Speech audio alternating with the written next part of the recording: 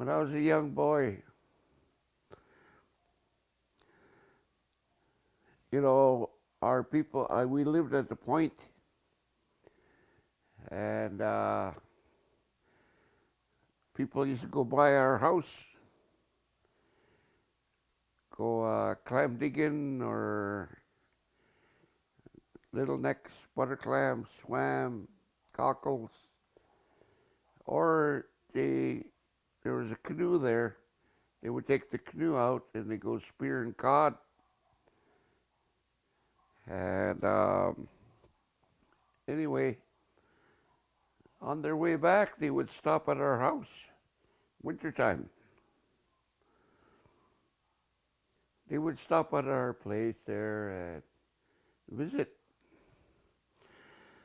So then somebody knocked on the door. My grandparents were up. I'd be laying by the stove. I had a little cot there. And we got up to greet our visitors. 2, 3 o'clock in the morning sometimes. Anyway, like I say, my job was to make sure that the pails were full of water. And we had a well a couple of 100 yards from our house.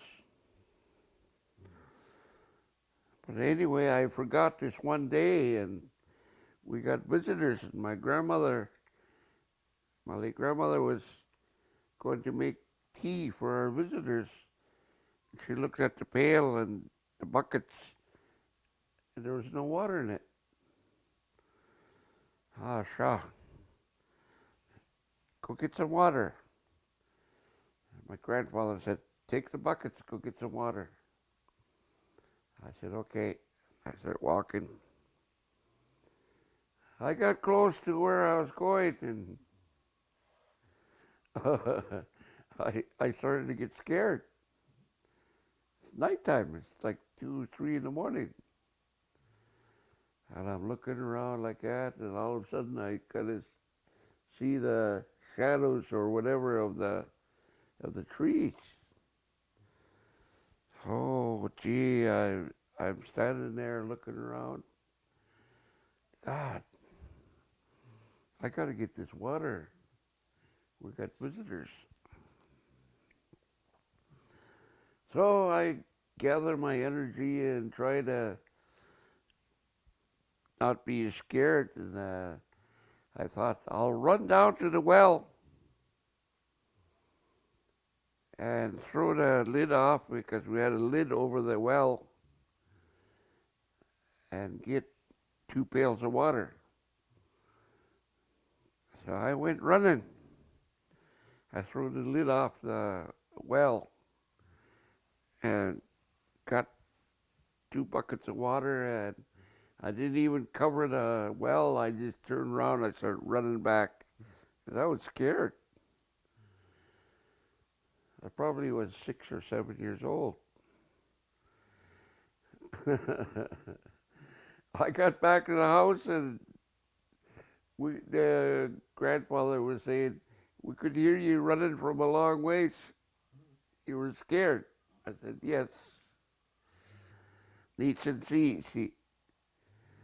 And my grandmother took the pails and began to laugh. There's only a little bit water in both of the buckets.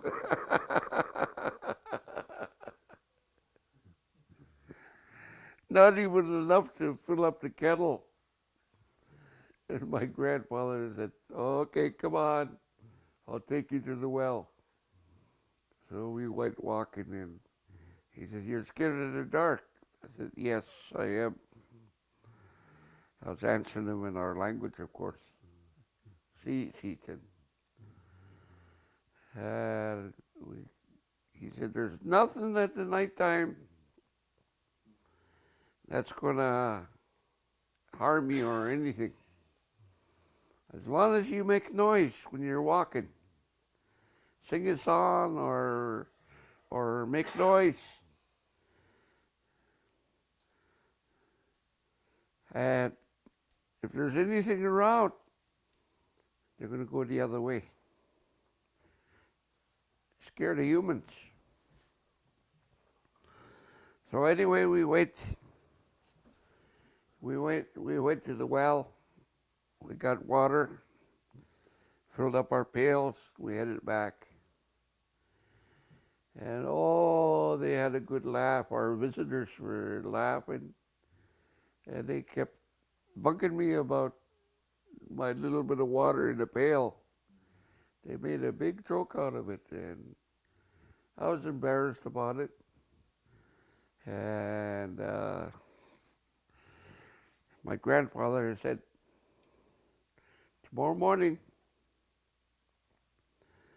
we'll start working on your fear of the dark. And I thought, well, what we're going to do? So in the morning, we woke me up and we went for a walk. We went up to this little trail not far from our house. And it goes way up the bushes, up to the fields, up the farm fields, way back, about an hour walk. But anyway, we went up there.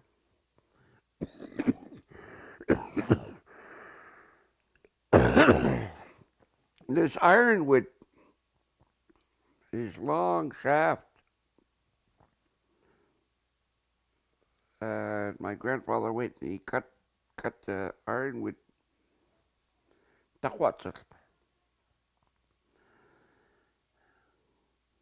I'm thinking, he's going to teach me to overcome fear. Maybe he's going to hit me with that. That's what I thought anyway.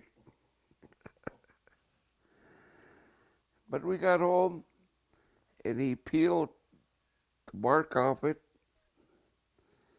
It's about 4 feet long. And he made a point on it, like a spear. He says, we're going to help you. Okay. So I kind of think about it throughout the day. I was kind of thinking about that. And he says, you go to bed now. It was evening time. And we only had gas lights and kerosene lamps, so when it was nighttime, we went to sleep. We didn't waste gas or nothing unless we got company. So anyway, he told me, he said, you gotta go lay down now. So I laid down and I went to sleep. He says, I'm gonna wake you up in the middle of the night. And I want you to listen to what I got to tell you. So I was in my mind thinking about it while I was laying there, and I fell asleep. He woke me up middle of the night. He just took that shaft like a spear and he gave it to me. I want you to go to that trail where we went and got this stick. I want you to walk up that trail as far as you can go. When you think you got as far as you can go, stick it in the ground and come back. Oh, yeah, that seemed simple. So, okay, Dad, I called him Dad. I started walking, and I went to that trail. I started walking up that trail. It seemed like I walked a long time. I stuck that stick in the ground. I turned around and I started running. It seemed like there was a bunch of noise around me, but I probably wasn't, but it's just my own imagination. But I got home and he kind of laughed and he says, you weren't gone very long. Oh no, Dad, I made it way up the bushes way up that trail. And then he says, "Oh, okay, you can go back to sleep now." So I laid down and went back to sleep. That morning he woke me up. He said, "Itla, let's go." So I put my shoes on, put on my jacket. We went walking. We got to that trail, and we just got at the bottom of the trail, and you could see the stick. Yeah. Probably not even 50 yards off the trail.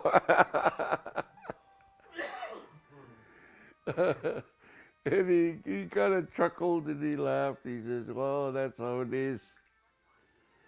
But we're going to do this until you get comfortable with the night." And that happened for 2, 3 weeks or something, sending me up there.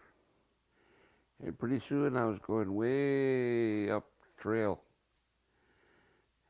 And he said, "Okay, you made it. You're okay." And that's how I got comfortable with walking in the nighttime. But that was really quite an experience with my grandfather, walking in the dark. And he taught me so many things. So many things he taught me. And, to this day, I have a great appreciation for all the lessons he taught me. And I learned how to apply it in this modern world. He told me not to fear people. When you're speaking, don't be afraid of the people. And yeah, that was a lesson in itself. And when I spoke for the Commonwealth Games, they said there's going to be 60 million people viewing this opening of the Commonwealth. I just sort of blocked it out like my grandfather said, and I did it. 60 million people around the world, that's a lot of people. But I did it. But that's one of the stories that I have, the experience I had with my grandfather.